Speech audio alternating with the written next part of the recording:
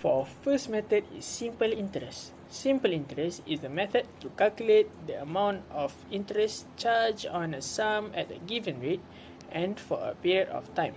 In simple interest, the principal amount is always the same, unlike compound interest, where we add the interest to the principal to find the principal for the new principal for the next year. The problem statement for simple interest is Nadin's father is planning to apply for a personal loan of 50,000 ringgit from Bank A and the rate of interest is 5%. Meanwhile, Bank B offers an interest rate of 3.5%. Both of the banks offered for 60 months. Calculate the interest charged by both banks and which bank should Nadim's father choose.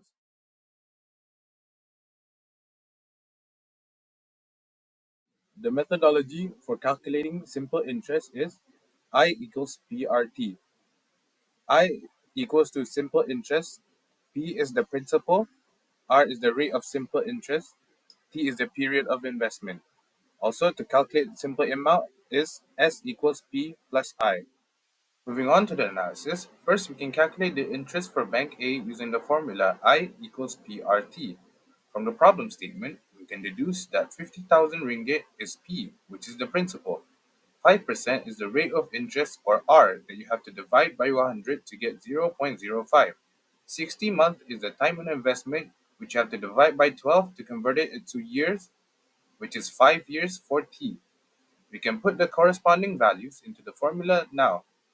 I equals PRT is equivalent to I equals P times R times T.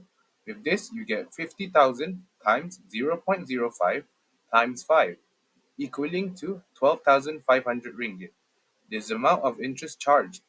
To get the total amount needed to pay by Nadim's father, we need to use the formula S equals P plus I. P is the principal, which is 50,000, and I is the interest that we just calculated, which is 12,500.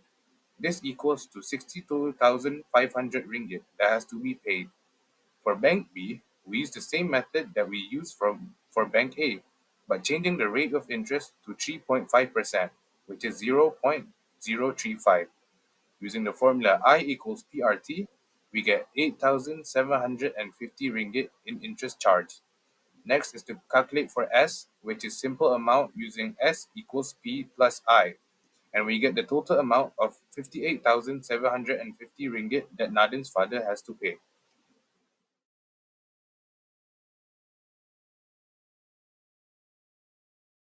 In conclusion, Nadim's father would save more money if he chose to make a loan from Bank B.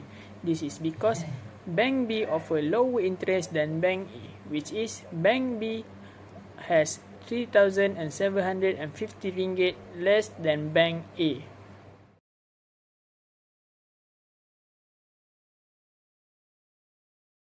Our next method is trade discount. Trade discount is a reduction in the listed price of goods or services that are offered by a seller to a buyer, typically as an incentive for bulk purchases, long-term relationship, or business partnership. It is usually provided at the time of sale and does not appear in accounting records, as the buyer and seller only records the net price after the discount. Of trade discount. While walking in the mall, Izzat saw a pair of shoes listed at Rm 600 ringgit. There was a sale going on that had the shoes go for 20 discount and 10 discount off. He wondered how much was the net price of the shoes. For the shoes, the amount of trade discount offered.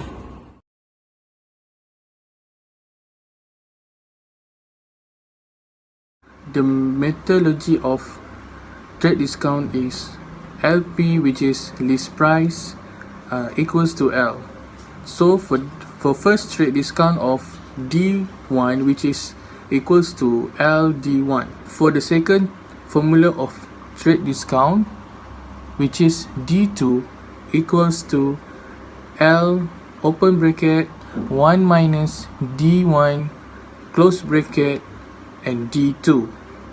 The price after trade discount of D1 and D2 is equals to L open bracket 1 minus D1 close bracket minus L open bracket 1 minus D1 close bracket D2.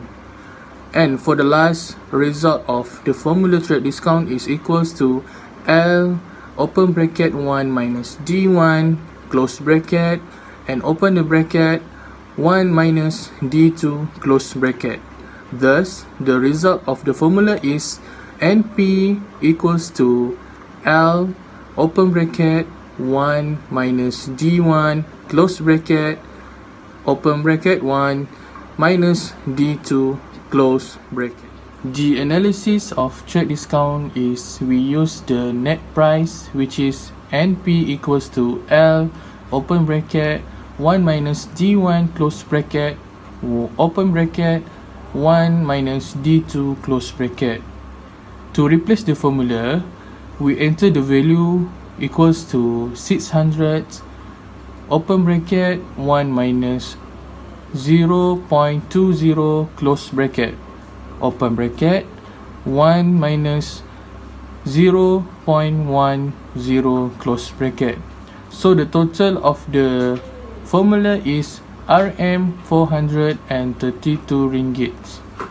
The amount of trade discount equals to Rm 600 ringgit minus Rm 432 ringgit. So the total of the amount of the trade discount is Rm 168 ringgit.